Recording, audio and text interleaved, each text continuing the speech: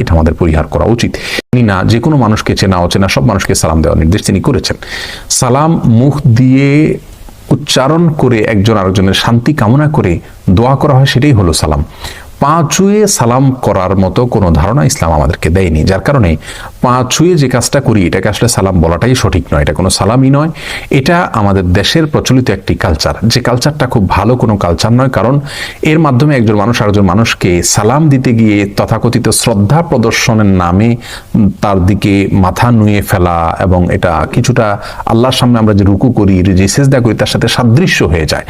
তো কোনো মানুষকে সম্মান দেখাতে গিয়ে আল্লাহর জন্য আমরা যেভাবে সম্মান নিবেদন করি সেইভাবে সম্মান নিবেদন করা, এটা আমাদের তাওহীদের সঙ্গে যায় না। সেই জায়গা থেকে পা ছুঁয়ে সালাম দেওয়া এটা সুন্নাহ বিরোধী কাজ, এটা অনুত্তম কাজ, এটা ভুল কাজ, এটা শিরকের সাথে সাদৃশ্যপূর্ণ কাজ। আমি শিরক সরাসরি বলছি না, শিরকের সাথে সাদৃশ্যপূর্ণ কাজ, বিধায় এটা আমাদের পরিহার করা